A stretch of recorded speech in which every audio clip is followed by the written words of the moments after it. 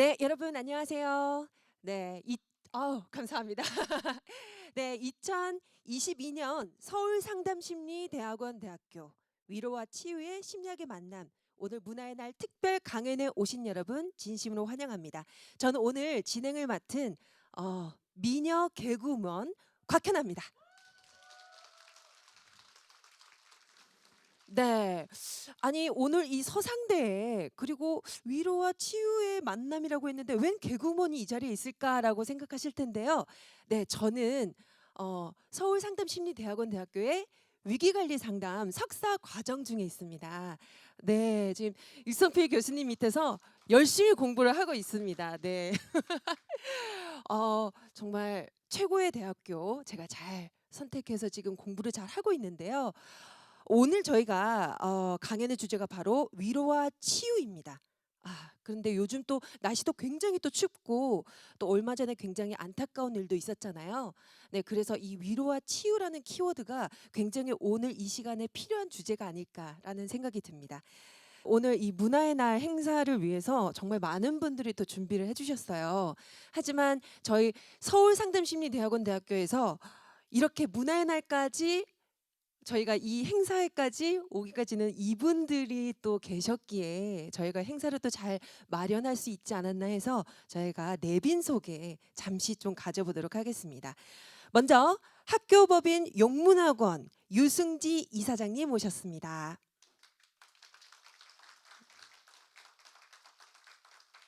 네, 그리고 현일선 상임 이사님 오셨습니다. 네, 그리고 박주봉 이사님 오셨습니다. 네, 그리고 신용길 이사님 오셨고요.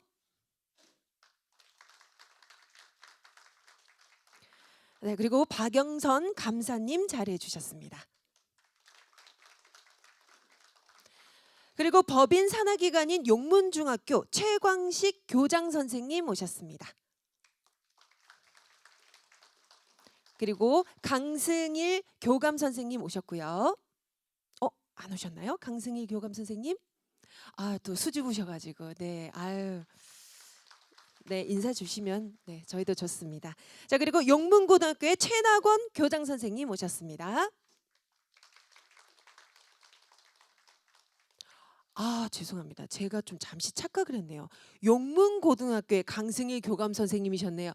제가 잠시 착각했습니다. 죄송합니다. 네, 그리고 이제는 외부 내빈 소개를 제가 좀 드리도록 할게요. 한 분 또 빠뜨릴 뻔했네요. 제 김영인 교감 선생님. 죄송합니다. 용문중학교 김영인 교감 선생님 인사드리겠습니다.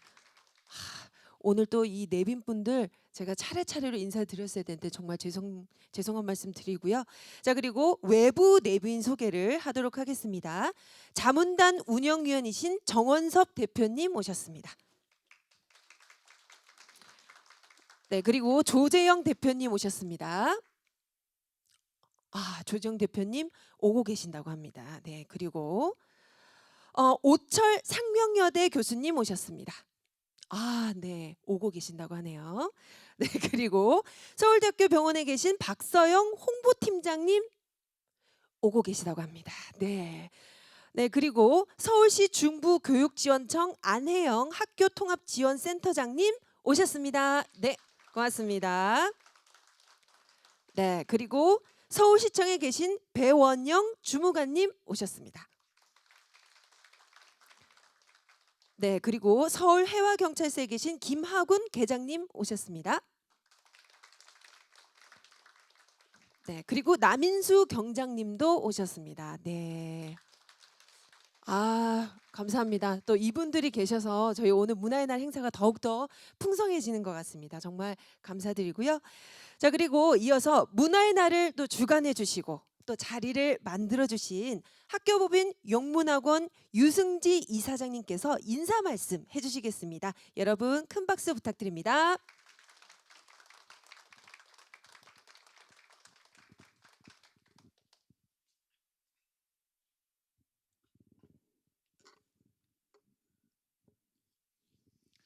올해 2년을 맞이하는 위로와 치유의 심리학 만남이라는 주제의 문화의 날에 참여해 주신 여러분 진심으로 환영하며 감사 인사드립니다.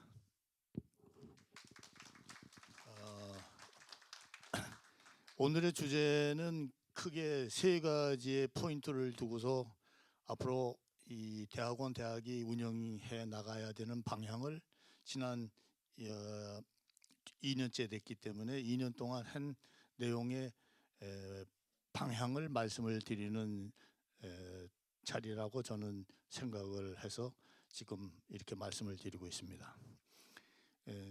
첫 번째는 이 교수님들이 각자 커리어 패스라는 실습 학문 수련 시스템을 다 가지고 계시는데 이 시스템을 재학생들에게 교육 및 경력 기회를 제공할 수 있는 재적 학생 수를 꾸준히 유지할 수 있는 초석을 우리가 만들었다 이렇게 생각을 합니다. 즉 이 교수님이 가지고 있는 역량에 의해서 학생은 꾸준히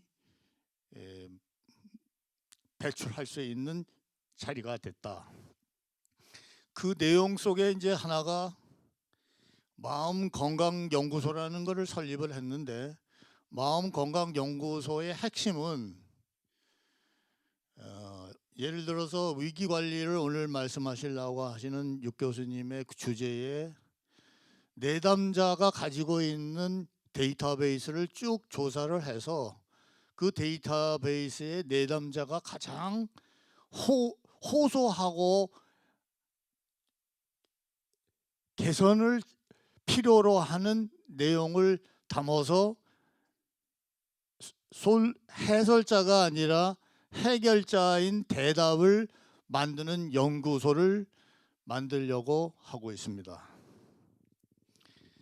그다음에 이제 두 번째 포인트는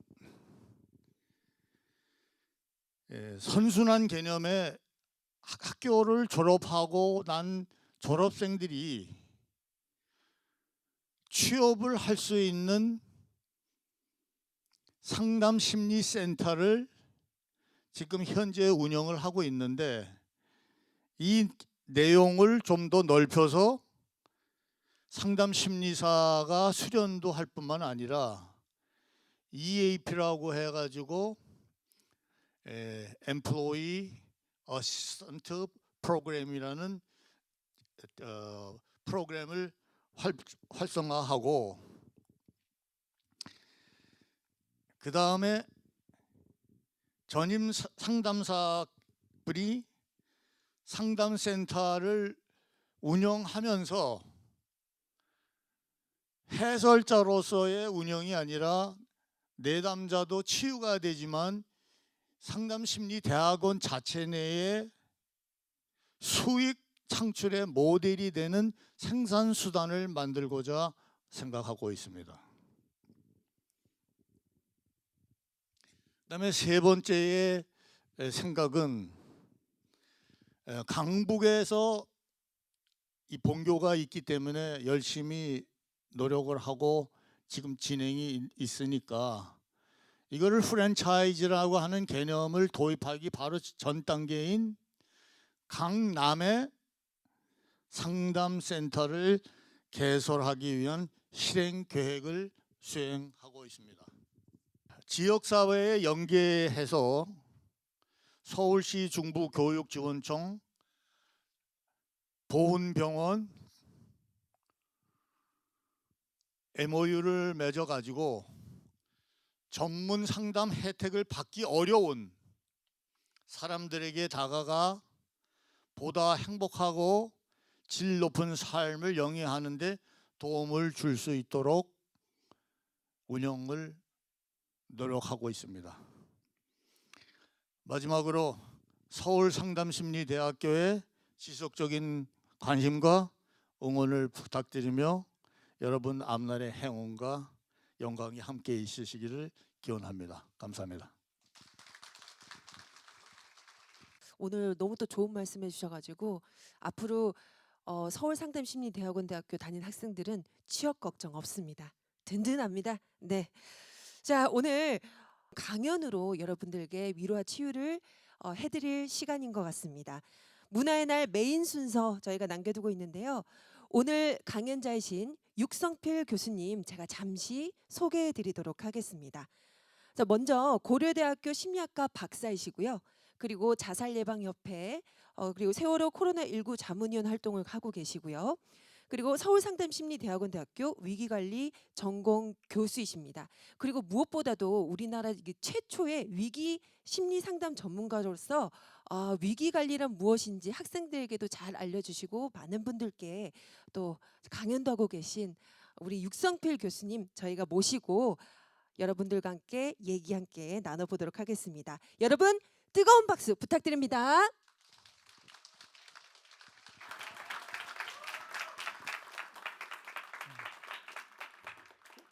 사실 잘 안 보이는데요. 그러니까 사실 제가 대통령을 빼고는 장관님들 앞에서도 가봤는데 최고로 긴장이 됩니다. 사실 이제 이사님도 계시고 우리 학생도 있고 또 우리 교수님도 있고 그래서 집안에서의 평가가 가장 어렵다고 합니다. 그래서 어쨌든 짧은 시간 내에 많은 부분들을 전달을 하고 해보려고 합니다. 돌이켜 보니까 제가 심리학을 한 지는 올해가 37년째입니다. 37년째이고 위기 관리라고 하는 정말로 세계 유일이고 우리나라에도 없습니다. 그러니까 제가 이제 위기 관리라는 거를 해야 되겠다 하는 거가 25년째가 들어가고 있습니다. 그래서 수많은 사람들을 만났는데 그 만나면서 37년, 40년이 되면 일정 정도 사람의 삶에 대해서 혹은 살아가는 것에 대한 조언을 할 수 있을 거라고 생각을 했는데 점점 더 모르겠는 게 사람들의 마음이 되어버렸습니다. 그래서 사실 어찌 보면 누군가의 삶에 대해서 얘기를 하고 조언을 한다는 것이 현재로서는 이게 얼마나 무례한 일이고 그동안 잘못되어 왔는가 이런 생각도 합니다. 어찌 보면 이 강연을 준비하면서 그동안 제가 했었던 모든 것을 돌이켜보고 더 잘해야 되겠다는 그런 생각을 합니다. 근데 이제 많은 위기에 처한 분들을 만나다 보면 사실 주로 제가 만나는 분들은 죽느냐 사느냐의 문제를 가지고 있고요. 아까 제가 소개했던 것처럼 어찌하다 보니까 세월호 때에 희생됐던 유가족과 안산 쪽에 가서 활동도 많이 했고요. 코로나 때는 어찌 또 하다 보니까 한국심리학회 코로나19 위원장으로서 전국 대상의 서비스도 해봤고요. 또 이태원 참사와 관련된 친구 진행을 하고 있습니다. 근데 어찌 보면 죽느냐 사느냐의 문제를 가지고 있는 분들한테 사실 우리들의 삶을 얘기한다는 것이 얼마나 무례하고 사실은 우리가 불평을 한다는 것이 정말 복에 겨운 일이라는 생각을 많이 합니다. 굳이 심리학으로 이 세상 전체를 밝히려고 하기보단 음악이나 좋은 시를 통해서도 충분히 사람들에게 감동을 줄 수 있다 이렇게 생각을 했습니다. 그래서 제가 뒤에 소개시켜 줄 사람은 제가 국방부의 자살 예방 종합 시스템을 구축할 때 이런 생각을 했어요. 전군에 45만의 군대가 있는데 딱딱한 강의보다는 좋은 노래 하나 만들어서 휴식 시간이나 대기 시간에 흥얼거리게 하면 좋겠다. 그래서 나중에는 국방부의 그 의견이 받아들여져서 노래를 만들자. 그래서 나중에 이걸 활성화하기 위해서 경연대회를 했습니다. 그래서 한 해에 10명씩 국방부 장관 상을 만들어 보기도 했습니다. 그래서 그 부분과 관련된 걸 한번 영상 한번 보시고 노래도 한번 들어보시겠습니다. 그 사실은 저 가사는 양동근에게 제가 6번을 쓰게 한 가사입니다. 양동근으로부터 배운 거는 그 당시 교육을 24시간을 했어요. 그래서 너는 힘들구나니까 호텔방에 가서 쉬어라 그랬더니 교수님이 무슨 얘기를 하는지 듣고 가사를 쓰겠다는 거예요. 그래서 이 양동근이 이해한 거는 힘들고 어려울 때 얘기하고 엎어져도 괜찮다. 그래서 사실은 6번 정도를 쓰게 했더니 이제 나중에 양동근이 그런 얘기를 하는 겁니다. 자기는 가수이고 배우긴 하지만 교수님처럼 말도 못하니까 그냥 노래로 죽지 말자 그 얘기만 하겠다는 겁니다. 그래서 사실은 그런 작은 것들이 모여서 오늘날에 우리가 있는 게 아닌가 그런 생각도 합니다. 그리고 이제 우리 여기서 또 계획이 없는 얘기를 하면은 어느 날 갑자기 저한테 전화가 온 거예요. 전화가 왔는데 제가 전혀 모르는 사람인데 지금 현재 아산중앙병원의 응급실인데 누구누구의 남자친구인데 음독 자살을 시도했던 겁니다. 근데 위세척을 하고 깨어났는데 저만 찾는다는 거예요. 근데 제 내담자였던 거예요. 그래서 나중에 수습을 하고 이틀 후에 만났는데 그분한테 물어봤어요. 잠에서 깨어났는데 남자친구도 아니고 부모님도 아니고 나를 찾은 이유가 뭐예요? 이렇게 물었습니다. 그랬더니 그 내담자가 하는 말이 제가 죽으면 교수님 마음 아프잖아요. 그러는 거예요. 그래서 사실은 제가 감정 컨트롤 좀 잘 하고 싶은 생각이 있는데 이제 국가 사업이라든지 많은 일을 하다 보면 자꾸 프로젝트나 사업이라고 이렇게 얘기를 합니다. 근데 사람의 생명과 그들의 삶을 얘기하는 사람들이 자꾸 사업이나 프로젝트 얘기한다는 것이 저로서는 상당히 불편하긴 한데 그래서 양동근이라는 사람, 그다음에 더 많은 사람들이 이렇게 보면서 그런 생각을 하게 됩니다. 앞쪽에 제가 책을 많이 쓰기도 했는데 요즘에 그런 생각을 하게 됩니다. 이런 내용과 이런 생각을 해준 수많은 분들에게 감사한다는 말을 왜 유명한 사람들이 썼을까? 이제 그런 생각을 하게 되더라고요. 그래서 실제로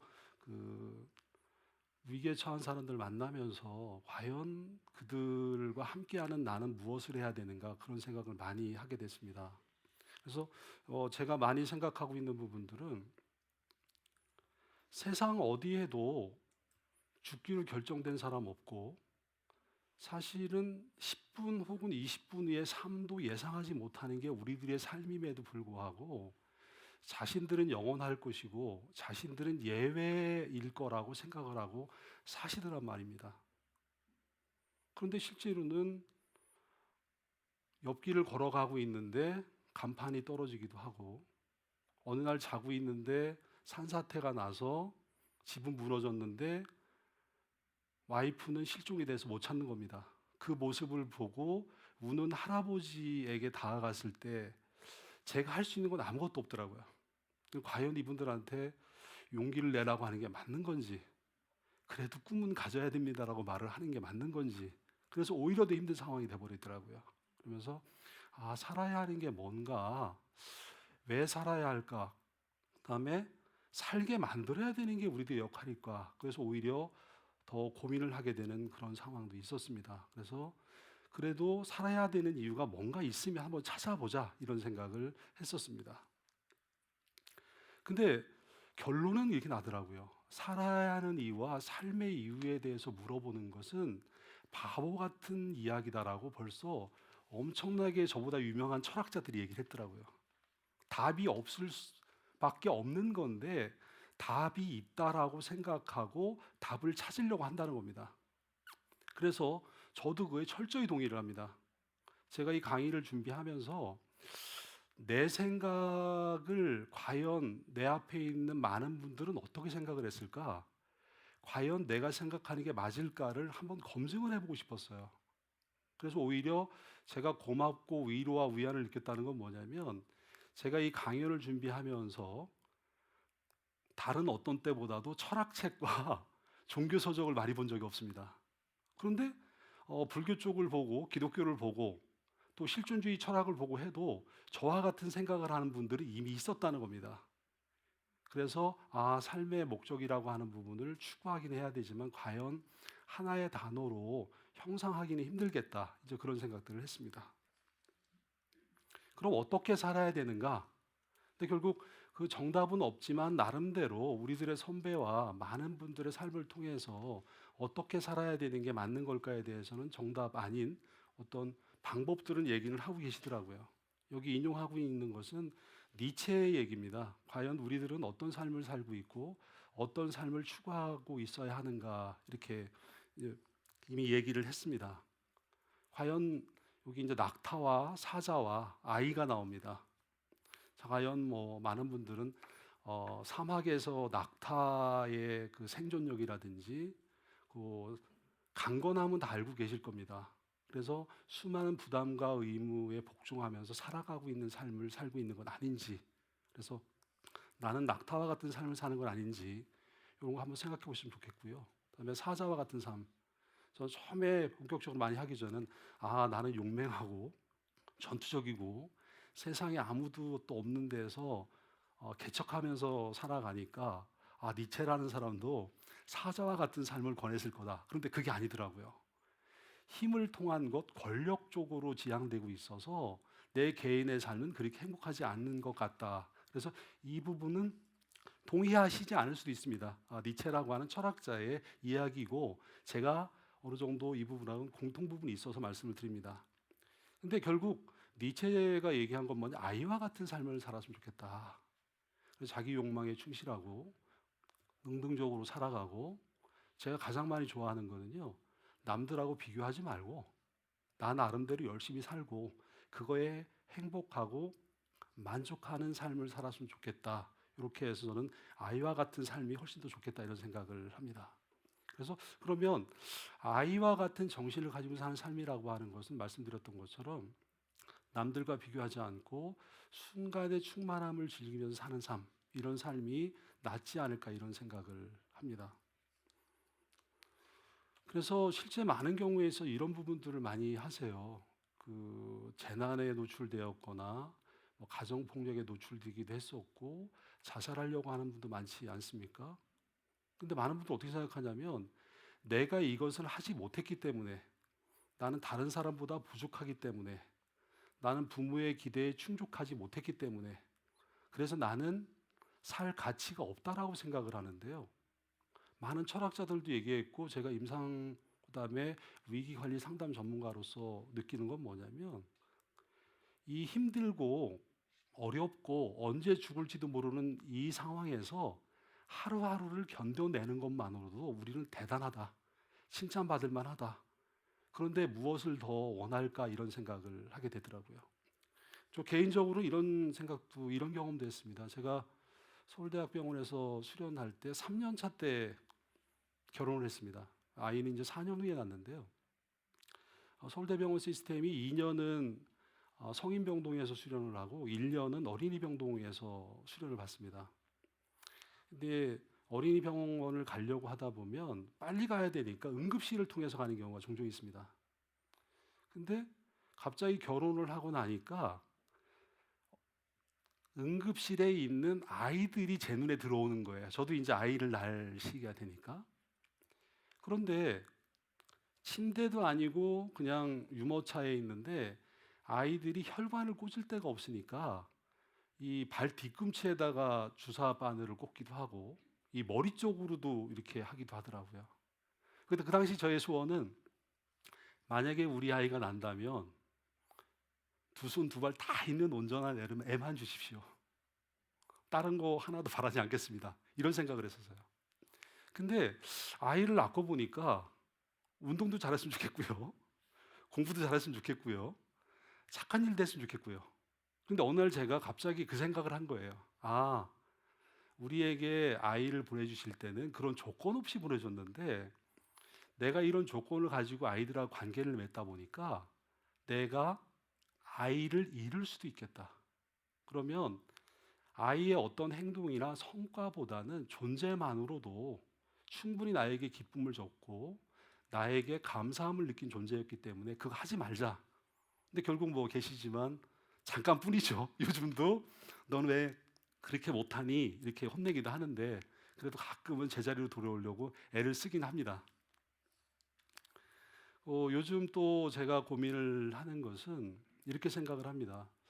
왜 나한테는 이렇게 맨날 실패와 좌절이 있지? 그런데 왜 나한테는 계속 우환이 겹치는 거야?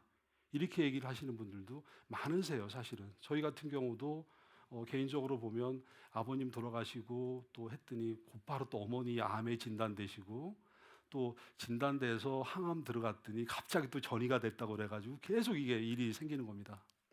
근데 왜 나에게 이런 아픔과 고통이 올까 이렇게 생각을 했는데, 저에게 있어서 교훈은 뭐냐면 누군가를 미워하고 욕하고 생각할 수 있다는 것은요, 상대방이 살아있기 때문에 가능하다는 겁니다. 실제로 자살로 사망을 했거나 이번에 이태원 관련되어서도 참사에 희생된 유가족들이 말씀하시잖아요. 보고 싶은데 욕하고 싶은데 대상이 사라졌답니다. 그러면 제가 얻은 교훈은 있을 때 내가 좋아하고 내가 사랑하고 아끼고 너는 존재만으로도 충분하다는 것을 전달하고 살 시간만으로도 부족하다. 그런데 우리들은 내가 갖고 싶은 것 혹은 내가 하지 못한 것을 그들이 해주길 바라면서 사람들을 더 힘들게 하는 건 아닌지 그런 반성을 많이 하게 합니다. 그리고 실제 저희들이 이렇게 보면 그렇게 생각을 합니다. 선생님, 저는 너무너무 힘들고 어려워요. 저는 더 이상 버틸 수가 없을 것 같습니다. 그래서 이분들이 어떻게 얘기하냐면, 교수님도 나의 서장 잘 알잖아요. 교수님이 죽으라면 죽을 거고 살라면 살 겁니다. 저에게 그렇게 물어오는 내담자들이 있습니다. 저는 그때 어떻게 얘기할까요? 살라는 얘기 안 합니다. 왜 죽으려고 하는지 얘기나 해봅시다요. 근데 사실은 많은 경우에 있어서는 우리나라에서 위기 관리 혹은 위기 상담과 관련돼서 공부를 하고 경험을 하다 보면 각각의 삶을 대신 살아주려고 하는 분들이 꽤 많으세요. 내가 다 해줄게. 말만 해. 내가 다 풀어줄 거야. 라고 생각하는데 결국은 힘들고 어려운 사람들의 욕구보다는 주변의 사람의 욕구에 충실해서 자기 만족에 의해서 살아가는 경우가 너무 많다는 걸 알게 됐습니다. 그리고 요즘 저 같은 경우 많이 느끼는 게 뭐냐면, 제가 주로 자살이라든지 재난이라든지 폭력이라든지 뭐 이런 쪽으로 많이 한다고 말씀드리지 않았습니까? 보통 많은 사람들 저한테 그런 얘기를 하세요. 교수님 같은 얼굴을 가진 사람도 상담하십니까? 이렇게 얘기를 해요. 그리고 교수님 앞에서는 숨소리도 못 내고 긴장할 것 같아요. 그래, 교수님이 하라는 대로 할게요. 이렇게 이제 하는 경우가 많습니다. 근데 사실은 제가 그 단어를 쓰질 않습니다. 아무에게나 시키면 말씀을 안 할 테니까 혹시 내가 요즘 가장 많이 쓰는 단어가 뭔지 아세요? 관심 없으시죠, 그죠? 근데 실제로는요, 제가 우리 학교에 온 지가 14년째인데요. 지금 우리 졸업생 1기, 2기도 와 있는데요. 지금 제가 가장 많이 쓰는 말은 잘했다. 고생했네. 뭐 못할 게 뭐 있어. 그래서 많은 사람들이 저한테 어떻게 얘기를 하냐면 가장 허용적이고 내비두는 사람이라는 거예요. 그래서 선배들이 후배를 좀 군기를 잡으려고 해도 교수님 앞에만 가면 모든 게 다 엉켜버린다는 거예요. 그러면서 지금 저는 그렇게 생각을 합니다. 우리들이 살아가는 방식이나 지향점은 있지만 결국 그들이 아니면 우리들이 하고 싶은 것을 충분히 할 수 있도록 판만 만들어줘도 각자들은 알아서 할 것이고 그들이 만족하며 살아갈 거라고 이렇게 생각을 합니다. 그래서 그 부분을 우리 오늘 오신 분들에게 말씀을 드리고 싶고요. 자, 실제로는 제가 강의를 준비하면서 행복이라는 부분이나 만족이라는 부분도 찾아봤습니다. 근데 시간 관계상으로 많은 부분을 정리를 했는데요. 스티브 잡스 있지 않습니까? 근데 이분이 어떻게 얘기를 했냐면 매일매일을 인생의 마지막처럼 산다면 언젠가는 꼭 성공할 것이다. 근데 저는 어떻게 생각하냐면 매일매일이 마지막이라고 한다면 제 와이프와 우리 아이와 내 학생과 내 주변 사람에게 고맙고 소중하다는 말을 하면 내 삶뿐만 아니라 그들의 삶도 엄청나게 행복해질 거라고 생각합니다. 제가 또 얻은 교훈은요, 남을 도와주거나 다른 사람들의 삶에 관심 있는 분들 많지 않습니까? 실제로 제가 느끼는 건 뭐냐면 도움을 받는 분들이 되게 행복해 하세요. 근데 더 큰 고마움과 감사함을 느끼는 것은 도와주는 사람이 더 성장하고 더 만족해 합니다. 정말로. 그래서 많은 분들은 저한테 그렇게 물어보세요. 다 죽느냐 사느냐의 문제이거나 인생의 바닥에 있는 많은 사람들을 만나면서 교수님은 어떻게 사세요? 그렇게 많이 얘기를 하십니다. 그럼 저는 첫 번째 얘기하는 거는 저는 학생들을 데리고 푸념하며 삽니다. 그리고 술도 자주 먹습니다. 근데 실제로는요, 힘들고 어렵고 지친 분들하고 얘기를 하다 보면 나는 그냥 한 얘기였는데 이분들은 정말 정말 고마워하시는구나. 그럼 과연 내가 이분에게 할 수 있는 것은 짜여진 각본에 의해서 무엇인가를 전달하려고 하기보다는 그분들이 가지고 있는 것을 펼쳐놓기만 해도 나는 괜찮겠다. 그런 생각을 많이 합니다.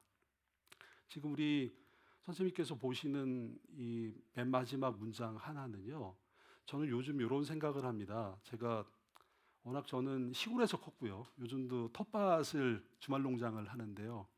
와이프한테 그런 얘기를 합니다. 봄이 되면 식물이 자라고 꽃을 피고 또 가을이 되면 또 다른 게 피지 않습니까? 근데 저거를 내가 의도를 가지고 시기별로 물을 주고 싹을 틔우고 꽃이 피려면 얼마나 힘들까. 정말 오묘한 진리가 있는 것 같다. 근데 빅터 프랭클이라고 하는 정신과 의사이면서 실존주의 쪽으로 많이 한 분인데 이 말을 한 거예요. 하찮은 꽃도 전 우주가 참여한 위대한 존재라는 겁니다. 그런데 꽃도 그런데 인간은 말에 무엇일까? 그렇기 때문에 사실은 인간은 있는 것 자체만으로도 존귀하고 소중하고, 그런데 자꾸 우리들은 많은 부분에 조건을 붙이고 그것에 따라서 평가를 한다는 겁니다. 그리고 많은 고민을 할 때 지금 와 계시는 분들한테도 정말 제가 연배도 낮고 경험도 일천하지만 이런 말씀을 드리고 싶습니다. 지금 계시는 많은 분들께서 어떤 직업을 가시고 아니면 어떤 경력을 가지시고 현재 어떤 상황이든 상관없이 사람이라고 하는 것만으로도 우리는 칭찬받아야 되고 존엄에 대해서 존중받아야 된다. 그래서 이 힘들고 어려운 세상에서 하루하루를 계신 여러분, 그리고 저도 정말로 대단한 사람들이다. 그런 생각을 합니다. 그리고 많은 사람들이 이렇게 합니다. 어떤 사람들이 힘들고 어려울 때 어떤 내담자가 우리 상담센터에 왔었다 이렇게 얘기를 하거나 병원에 가면 어떤 환자가 왔었다라고 얘기를 합니다. 근데 제가 국가기관에 가서 얘기를 하거나 우리 학생들이나 수업에 얘기할 때도 내담자나 환자라는 말을 못 쓰게 합니다. 실제로 제가 많이 만난 사람들은 저와는 너무나 똑같고 경우에 따른 저보다 더 월등한 분도 많습니다. 그런데 한때 살아가다가 흔들리는 겁니다. 흔들리는데 어렵다고 해서 이분들을 과연 환자 혹은 내담자라고 칭하는 게 맞는가? 그래서 저는 그렇게 얘기를 합니다. 수많은 사람들이 있는데 그 중에 그분들은 하루하루를 치열하게 살아가고 계시다. 근데 그 중에 평소에 하던 대로 적용했던 것이 먹히지 않아서 한계를 느꼈을 때 그분들은 우리가 내담자나 환자라고 칭하고 그분들을 도와주어야 한다 이렇게 생각을 합니다. 그래서 그 부분과 관련되어서 말씀드렸습니다. 자, 그래서 어찌 보면 저도 마찬가지입니다. 큰 것, 많은 것을 이루지 못했고 혹은 중간에 가지 못했다고 하더라도 지금 열심히 살고 계신 여러분들은 그 자체로 소중하고 귀한 분이다. 그 말씀 드리겠습니다. 그래서 이게 순간에 충실하라. 사실 많은 분들이 그런 고민을 합니다. 옛날엔 내가 잘 나갔었는데 지금은 왜 이러지? 그리고 내가 꿈꾸는 게 있는데 지금은 안 될 것 같아. 그렇게 얘기를 합니다. 근데 저 문장은 순간에 지금 내가 가지고 있는 모든 것에 충실하라. 비교하지 말아라. 내가 가진 것에 있으면 모든 것은 행복해지리라. 이제 그 말이라고 합니다. 자, 그러면 저희가 또 제가 아까 말씀드렸던 것처럼 단순히 그 심리학이라는 거 말고 노래 쪽으로 많이 좋아한다고 하지 않았습니까? 그러니까 어떻게 보면 제가 노래를 들어 가거나 콘서트를 갈 만한 사람이라고 보십니까? 우리 선생님?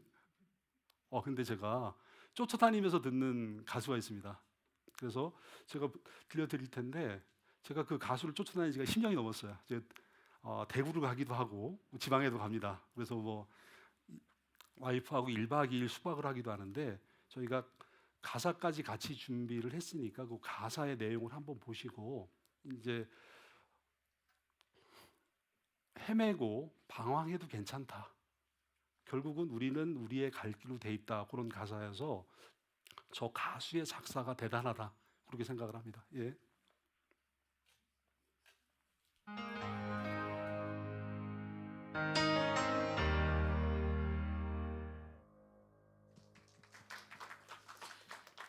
네. 임재범의 여행자 노래인데 정말 노래 가사 너무 좋네요. 네, 교수님 어디 안 가셨죠? 네, 여기로 오시죠. 네. 네, 저희가 또 끝이 아닙니다. 아마 교수님 강연 들으시고 많은 분들이 교수님 또 우리나라의 최초 또 위기 상담 전문가시잖아요. 그러니까 궁금한 점 많으실 것 같아요. 그래서 어려운 점 있으시거나 안그 뭐 주변에 어려운 분 어떻게 위로하면 좋을까요? 뭐 여러 가지 질문 다 괜찮습니다. 질문 저희가 한번 받고 또 교수님의 소중한 얘기 함께 들어보는 시간 갖도록 할 텐데 지금 또 자리를 열심히 또 세팅해주고 계십니다. 감사합니다. 자, 그럼 교수님 예. 앉으실까요? 네. 교수님, 그런데 저는 육성필 교수님과 친분이 있는 연예인은 제가 유일무이한 줄 알았는데 양동근 씨 그 사연도 그렇고 저 좀 놀랐어요. 제가 좀 발이 넓습니다. 그러시군요. 저 노래가 굉장히 아직도 지금도 계속 쓰이고 예, 있나요? 그러니까 사실은 양동근 씨하고 그다음에 PD하고 기획사한테 고마운 것은 오늘 취지를 얘기를 했더니 저작권 받지 않고 군대에서 붙는 것은 무료로 하겠다. 지금 그 소중한 뜻을 가지고 노래에서 어깨라고 하는 노래로 활용이 되고 있고 그 양동근의 정규집에도 취입을 했습니다. 그래서 사실은 되게 저 노래 들을 때마다 제작비 적고 그럼에도 불구하고 청년들을 위해서 양동근과 PD와 저가 의기투합해서 만들었다는 거 스스로 되게 아직도 소중한 기억으로 간직하고 있습니다. 네, 그렇습니다. 참 이 예술이란 게 많은 분들이 좀 마음을 쉽게 열리게 해주는 것 같아요. 그래서 더 많은 분들이 좀 감동과 위로를 받지 않나라는 생각이 좀 들었고요. 자, 저희가 이제 본격적으로 이제 교수님과의 질의응답 시간을 가져보려고 하는데요. 이사장님 질의응답하는데 왜 갑자기 마스크 끼세요? 질문하셔야 되는데 왜 갑자기 마스크를 끼고 계세요? 예, 네. 뭐 질문 있으신 분 손을 번쩍 들어서 질문해 주셔도 안 그러면 살짝 들으셔도 되고 네, 질문해 주시는 분은 특별히 우리 육성필 교수님께서 나중에 책 선물 해주실 수 있죠? 예, 좋습니다. 네네. 9권 세트가 하나 있거든요. 네. 가격으로 9권 꽤 나갑니다. 세트. 9권 세트 10만 원 넘어요. 네. 혹시 관심 있으시? 지금 쭈뼛쭈뼛 하고 계신데 그러면 제가 이럴 줄 알고 제 주변에 사실 좀 굉장히 힘들다. 이럴 때 어떤 도움을 받을 수 있을까라고 교수님께 좀 한번 궁금해하는 친구들의 의견이 있어가지고 제가 좀 추려오기는 했어요. 제가 좀 한번 질문 하나 드려보도록 하겠습니다. 그 주변에 너무 이제 힘들다 보면 죽고 싶어 이런 얘기를 이렇게 하는 경우가 있어요. 네, 그래서 이런 얘기도 저도 사실 몇 번 듣긴 했었는데 죽음을 생각하고 지금 당장 내 지금 삶이 힘드니까 좀 뭔가 삶을 끝내고 싶다라고 이렇게 저에게 이렇게 딱 얘기를 했을 때 막상 그런 얘기를 듣다 보면 무슨 얘기를 해야 할지 잘 모르겠더라고요. 너무 좀 저도 좀 약간 당황스럽고 무섭기도 하고 그럴 때 좀 이 친구를 위로해주고 싶고 극단적 선택을 막아주고 싶은데 그때 저희가 할 수 있는 방법 뭐 없을까요? 죽음을 생각할 정도로 힘들구나. 어떤 일이 있었니? 그 주제만 건듭니다. 흔히 저한테 많은 분들이 기대하는 것은 너 죽지 말아라. 너는 살아야만 한다. 왜 죽으려고 하니? 그 말은 절대로 하지 않고요. 세상 누구도 너의 얘기를 들으려고 하지 않아도 나는 네 옆에 있을 것이고 어떤 얘기를 해도 내가 너를 이상하게 안 볼 거야 라는 얘기를 합니다. 너의 곁에는 내가 있어. 네. 보통 근데 이렇게 어려운 얘기를 꺼내면 사실 무슨 얘기를 해야 할지 몰라서 딴 주제로 막 돌려버린다든지, 안 그러면 진짜 아까 교수님 말씀대로 왜 그런 생각을 해? 안 돼. 뭐 이런 식으로만 했는데 그냥 내가 곁에 있어 줄게.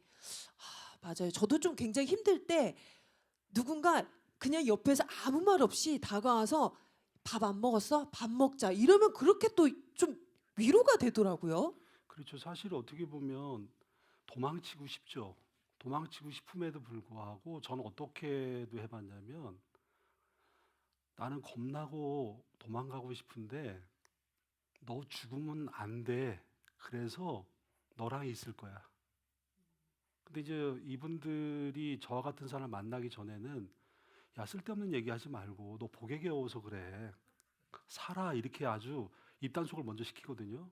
그러면 결국 이분들은 더 움츠려들고 역시 세상의 사람들은 내 얘기 안 들어주는구나. 근데 이제 곽현원 선생님한테 말씀드리지만 사실 저희들이 하는 일이 죽느냐 사느냐의 문제이기 때문에 상담자조차도 엄청나게 긴장을 합니다.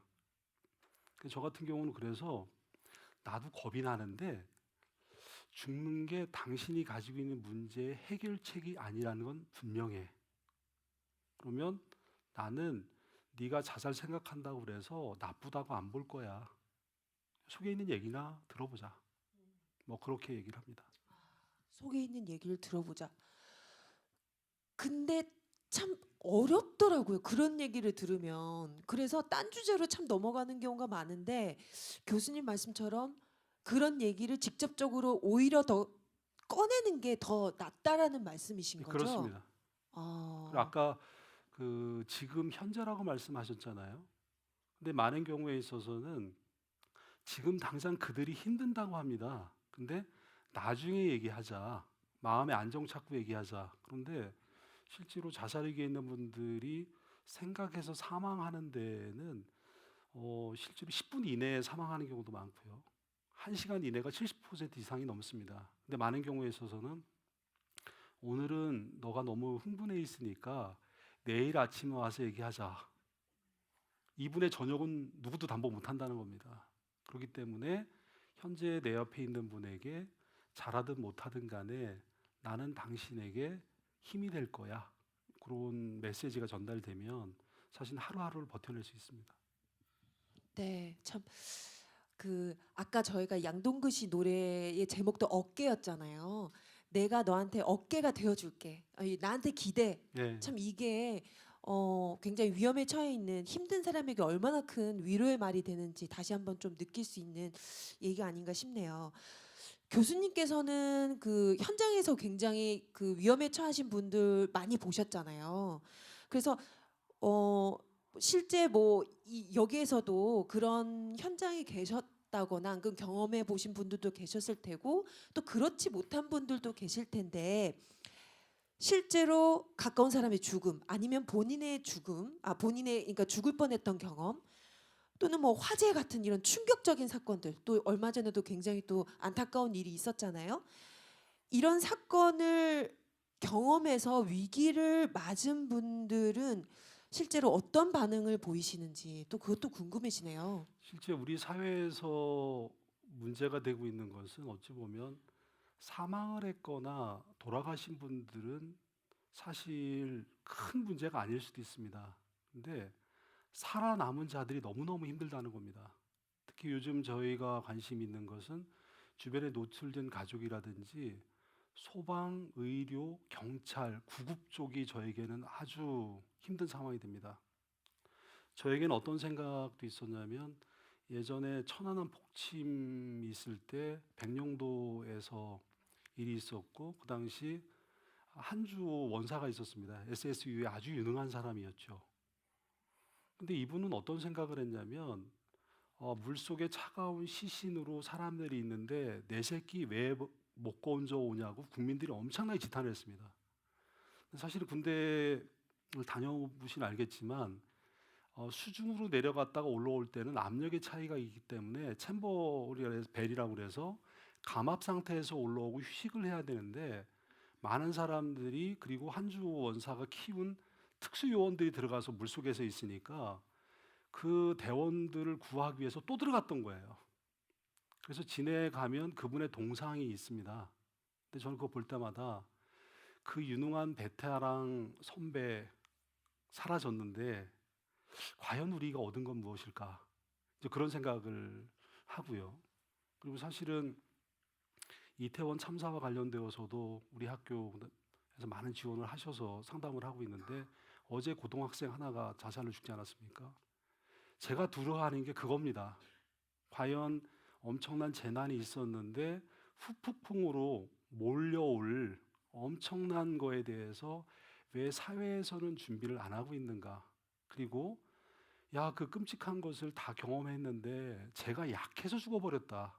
그건 절대 아니라고 저는 보는 사람입니다. 그래서 그런 안전망에 대해서도 많이 또 신경을 쓰게 되고요. 그래서 참 안타깝고도 그래서 어찌 보면 그렇게 얘기를 합니다.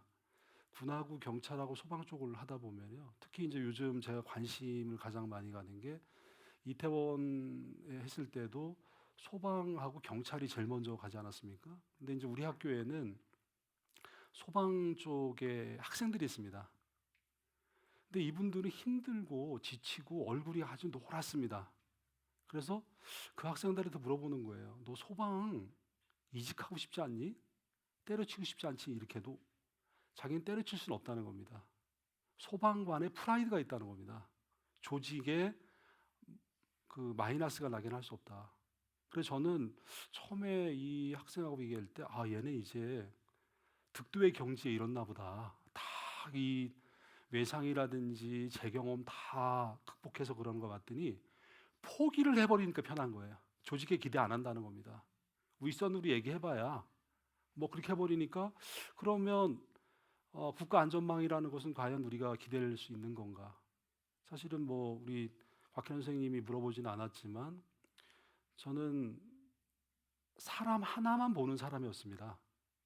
근데 위기 관리를 하다 보니까 국가와 사회를 얘기하게 되더라고요. 어떤 사람을 열심히 살려고 하는데 국가와 문화는 이 사람의 삶의 방식을 허용을 안 한답니다. 근데 자꾸 이 사람만 고쳐놔야 되고 이 사람한테 용기를 내라고 하는 거예요. 근데 여전히 우리 사회와 문화에서는 공부 잘하는 사람, 힘들다고 하면 안 되는 사람, 성공한 사람들만이 우대받는 이런 사회에서 과연 개인 하나만 건드려 놓는 게 맞는 건가? 그래서 요즘은 되게 죄스러움을 느낍니다. 그래서 그분들한테는 얘기를 안 하게 되죠. 당신 지금까지 살아온 거 훌륭하고 나보다도 대단하시고 한국이라는 데서 존재하는 것만으로도 아까 제가 강의할 때도 말씀드렸지만 그렇게 하다 보니까 그분의 온전한 삶을 들어주는 것만으로 저는 황송한 거였어요. 그렇습니다. 네. 정말 중요한 말씀이신 것 같아요.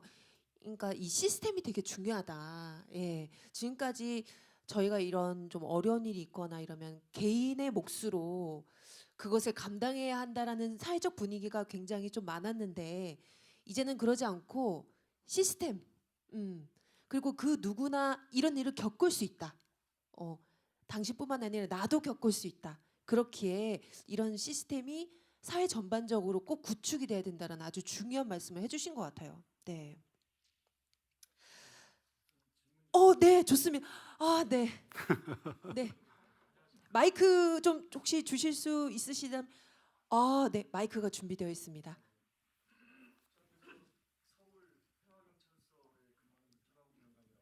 예. 명품 강의 아주 잘 들었습니다. 맞습니다. 고맙습니다. 그리고 우리 그 같이 근무하는 그 경찰관 중에 이 자살 이쪽에 이제 그 관심이 많아가지고요.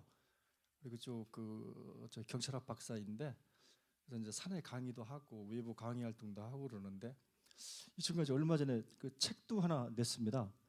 뭐 살아 넌 소중하니까 해가지고 이 책이 좀 팔린다고 하더라고요. 근데 제가 그 친구한테 이제 물어봤습니다. 그럼 그렇게 이제 그런 강의 활동이라든지 상담 같은 것도 해주고 그러면은 너 자신 스스로가 거기에 너도 힘들지 않냐 했더니 그래서 자기는 종교를 갖고 있다 하더라고요. 그래서 아주 독실한 크리스찬인데 우리 교수님도 이제 또 전문가이시면서 또 그런 뭐 또 상담 활동도 하시고 좋은 일 많이 하시는데 스스로도 힘든 부분도 있을 텐데 예. 어떻게 나름대로 극복하시는 방법이라든지 예. 이제 궁금하고요. 정말 중요한 질문 해주셨습니다. 굉장히 어려운 일에 처한 사람들을 옆에서 또 돕는 역할을 하다 예. 보면 또 소진되는 경우도 굉장히 많은데 어떻게 극복하시나요? 저는 아까 말씀드렸던 것처럼 학생들이 부담스러울 정도로 제 속에 있는 얘기를 많이 합니다. 그리고 사실은 저는 집사람이 저와 똑같은 길을 걷고 있습니다. 많은 사람들은 저한테 이렇게 궁금해하시더라고요. 그러니까 자살이나 위기 쪽으로 한 거 혹시 당신이 잘 생각을 해본 적이 있거나 친인척 중에 자살로 잃은 사람이 있으면 이렇게 물어보시는데요. 아직은 운이 좋아서 없습니다. 근데 제가 그런 적은 있습니다. 어느 날 뭐 이런저런 일이 있었는데 새벽 3시 정도까지 잠이 안 오는 거예요. 고민도 되고. 그런데 거기서 한 발만 넘어가면 자살 생각 나겠더라고요. 그래서 자고 있는 집사람 깨웠어요. 여보, 나 힘들어. 나 죽고 싶은 생각 갖게 될 것 같아. 근데 그때 집사람은 놀라지도 않았어요. 힘들 수 있지. 대신에 우리 집사람이 잘하는 것은 착하디 착한 내 남편 왜 괴롭혀? 그놈 나쁜 놈이네. 혼나야 돼. 그러면서 이 마음의 위로를 많이 받았고요. 또 실제로 이제 경찰청에서 오셨으니까 사실 좀 어떻게 하다 보니까 경찰청 일을 많이 합니다. 그래서 말씀하신 것처럼 마음 동행이라든지 케어팀이라든지 프로파일러 쪽도 많이 강의를 하고 그 슈퍼비전도 하는데 실제 많은 경우 제가 가장 안쓰러운 것은 경찰 부서에서도 형사과에 계시는 분들은 대형 사건 사고가 있을 경우에 출동을 하게 되고 변사 사건을 많이 다루지 않습니까?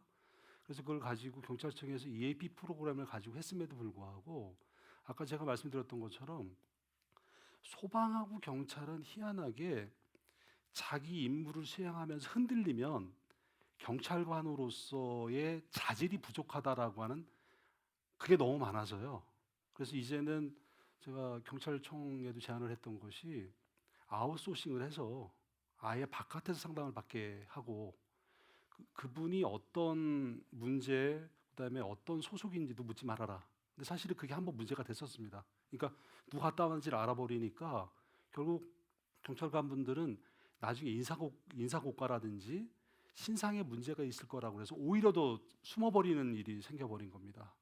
그래서 어찌 보면 우리 해화경찰서는 저희랑 가까우니까 살짝 왔다 가십시오.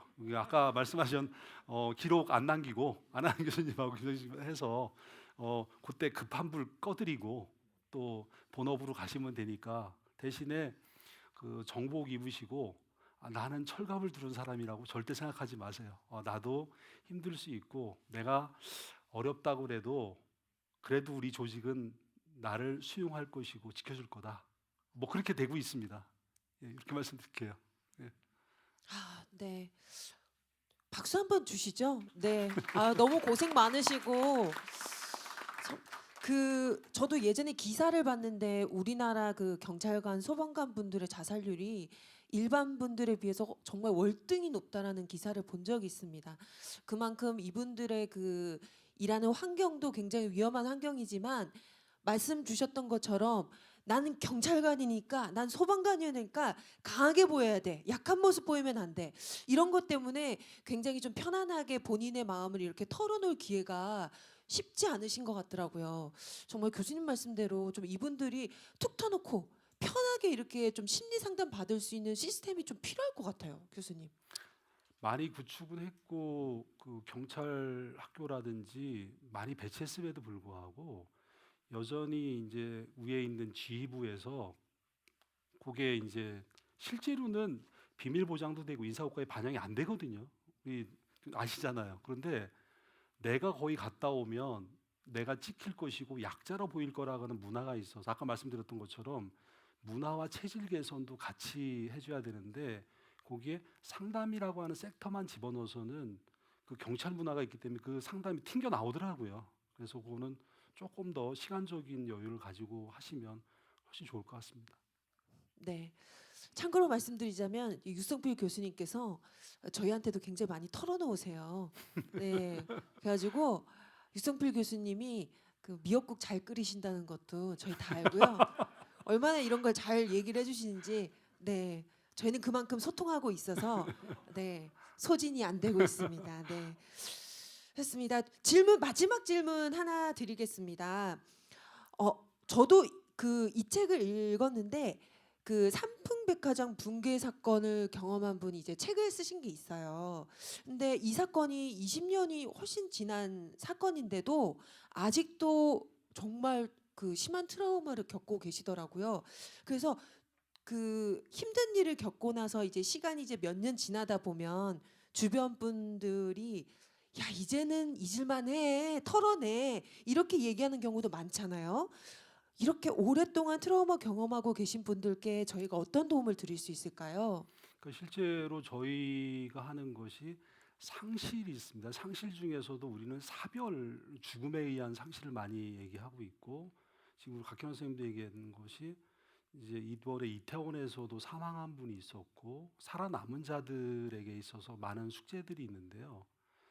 요즘 이번 학기에도 제가 수업을 진행하고 있지만 아까 이제는 그만 슬퍼해라. 이제는 산 사람은 살아야 되지. 그렇게 얘기를 하지 않습니까? 정답은 누군가를 상실했을 때 기간과 슬퍼하는 형식은 정해진 것이 없다. 그러면 저희들이 생각하는 건 뭐냐면 그들이 아파하고 슬퍼해도 된다. 삶을 포기하고 싶을 정도로 어렵다는 거 인정만 해줘라. 근데 그걸 해줘야 되는데 이제 옆에 지켜보는 분들이 너무 괴롭고 힘드니까 너 요까지만 슬퍼하고 그만 슬퍼해. 하늘에 간 네 남편도 너 열심히 살길 원하고 있을 거야 라고 하니까 이분들은 나는 아직 내 남편 보낼 시간이 안 됐는데 이번에 이태원에서도 초등 조치가 미약했던 것은 나는 아직 내 딸과 내 친구를 하늘나라로 보낼 생각이 없는데 강제로 일주일 정해놓고 그만하라는 겁니다. 그러니까 이제 그 유가족들이 어제부터 다시 헌화 받고 있지 않습니까? 근데 그거는 우리가 얘기했을 때 이거는 사별로 인한 애도나 이거를 정말 모르는 분들이 일처리를 했다. 내가 떠내보고 싶은 방식으로 어찌 보면 사망이 발생했을 경우에 죽기 전까지 못 잊는다고 한 분들이 많습니다. 내가 기억하지도 못하고 그 사람의 채취를 아직도 기억하고 있는데 그걸 어떻게 떠나가냐고 하면서 가슴을 치거든요. 그럼 저희들이 하는 건 슬퍼하세요. 괜찮습니다. 울으셔도 되고요. 그 사람 욕해도 되고요. 대신에 나는 당신이 슬퍼할 수 있도록 장을 마련해 드릴게요. 저 그렇게 생각을 합니다. 너무 좋은 말씀이신 것 같아요. 보통 우리가 힘든 분들 옆에 있어서 위로를 하다 보면 내 생각이 들어간 경우가 많더라고요. 그 사람이 진짜 힘들어해서 위로를 하기보다도 그 괴로워하는 모습을 보는 내가 힘이 들어서 아우 그만해 그만해 아유 입안하면 됐어라고 얘기하는데 오늘 교수님 말씀 듣다 보면 그런 것 같아요. 항상 위로와 치유를 상대방과 이렇게 공감을 나눌 때는 그 사람의 생각을 우선해라. 내 생각을 하는 게 아니라 그 사람이 무엇을 필요로 하는지 필요하다면 어깨도 내어줘라. 이런 말씀이시지 않나라는 그래서 생각이 어찌 들어요. 보면 저한테는 되게 그 기억에 남는 케이스인데요. 그 여자 두 분이 저한테 상담을 받으러 오신 거예요. 근데 이분은 서울에 사는 분도 아니고요. 경기도 시골에서 왔습니다. 난 처음에 언니하고 동생인가 이렇게 생각을 했어요. 근데 나중에 저를 모시고 온 분은 옆집 잘 모르는 이웃 주민이었던 거예요. 근데 이분이 이런저런 걸로 돌아가셨는데 왠지 모르게 장례식도 3일장을 안 하고 이틀 정도 하고 뭔가 유가족들이 두런두런두런하고 이상하다는 낌새를 그분이 챘다고 합니다. 그러면서 이제 그렇게 되니까 이제 그 남편을 떠나보낸 이분들은 죄인 아닌 죄인처럼 이렇게 살고 있었던 겁니다.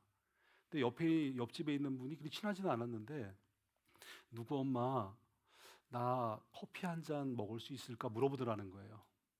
근데 이분이 왜 그러지? 그러면서 아니요 나는 커피 먹을 생각 없습니다. 그렇게 하더래요.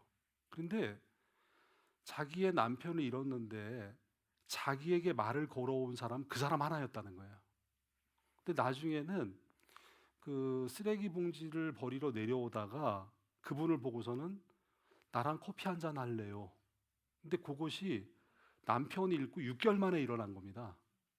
근데 얘기를 쭉 해보니까 사실 우리 애 아빠가 이렇게 죽었어요라고 물어보지도 않았는데 얘기를 하게 됐다는 거예요. 근데 이분이 얘기를 들어보면서 이거는 내가 어떻게 할 수 있는 게 아닌 것 같아. 근데 TV를 봤는데 어느 대학에 교수 있더라. 그분한테 가볼래? 이렇게 한 거예요. 그래서 나중에는 들어오셨고 그러면 언니는 바깥에 기다리실래요? 그랬더니 제 언니 아니에요. 옆집 이웃 주민이에요. 이렇게 되더라고요. 그래서 저는 그래서 어떻게 생각하냐면 저는 하는 일이 없습니다. 그럼 저와 같은 생각하는 분들이 상담 못해도 괜찮고요. 그냥 하루하루 살아가면서 누군가가 힘들고 어려울 때 버텨주고 이야기만 들어줘도 그분들은 힘을 얻고 살아온다는 걸 철저히 믿습니다. 그래서 아마도 제가 얘기할 때 상담은 기술이나 테크닉 아니다. 어떤 한 사람을 포기하지 않으려고 하는 따뜻함과 애정만 있으면 그분들은 살아난다. 그렇게 생각을 합니다. 오늘 정말 중요한 얘기 해주신 것 같고요. 저도 마음속 깊이 새기면서 다른 분들도 위로할 경우 이 말씀 기억하고 그리고 제 자신이 스스로도 위로가 필요할 때도 오늘 말씀 전해주신 내용 꼭 기억하도록 하겠습니다. 자, 오늘 시간이 너무 이렇게 또 빨리 흘렀어요. 네, 위로와 치유의 이 심리학의 만남. 오늘 문화의 날 행사가 이렇게 또 빨리 흘러가 버렸네요. 마지막으로 오늘 오신 분들을 위해서 한 말씀 좀 부탁드릴게요, 교수님. 그 사실은 오늘 무슨 얘기를 할까 엄청 고민했습니다. 근데 제가 특별히 드릴 말씀은 없더라고요. 그러니까 어떻게 보면 어떤 한 대학의 교수가 있는데 들으려고 와주신 여러분들이 저한테는 너무 감사하고 소중한 거죠. 그리고 이런 강의를 준비하게 해준 여러분들이 또 감사하고요. 그러다 보니까 오히려 제가 더 얻은 게 많고요. 그리고 올 한 해 오늘이 16일인데 남은 한 해 잘 정리하시면 또 다른 2023년이 올 거고 저 스스로도 여기 많은 분들이 복 받길 바랍니다. 이상입니다. 네. 마지막으로 저에게 또 복까지 받으라고 이렇게 덕담까지 해주셨어요. 네, 그 교수님 마지막에 그 스티븐 잡스 얘기 딱 이렇게 나왔을 때 굉장히 좀 저는 순간 갑자기 정신이 번쩍 들었던 게요. 매일을 마지막처럼 여기면서 살면 그 사람의 삶은 성공한 거라고 하잖아요. 갑자기 딱 오늘 만약에 내가 여러분들과의 마지막 강연이라면 생각하니까 이 자리가 너무 소중해지고 너무 감사한 거예요. 이 마음 이대로 잊지 않고 2023년도도 정말 감사하는 마음으로 살아야 되겠다 이런 생각이 들었습니다. 오늘 문화의 날 행사할 특별 강연에 많은 분들 참석해 주셨는데요. 정말 진심으로 감사드리고요. 저희가 임재범의 노래 위로로 마지막 인사를 좀 드리려고 해요. 이 위로 가사가 너무 좋더라고요, 교수님. 우리 또 그 팬클럽 회장님이 또 특별히 선곡을 해주셨어요. 그 가사가 그댄 충분히 잘하고 있어요. 그댄 넘치게 잘하고 있어요. 같이 울고 같이 들고 같이 가면 덜 지치고 덜 외롭게 걸어요. 네, 이런 가사가 있습니다. 오늘 정말 모든 분들 충분히 다 잘하고 계시고 오늘 같이 이야기 듣는 같이 정말 행복한 시간 보내는 그런 날이었던 것 같습니다. 자, 진심으로 감사드리고요.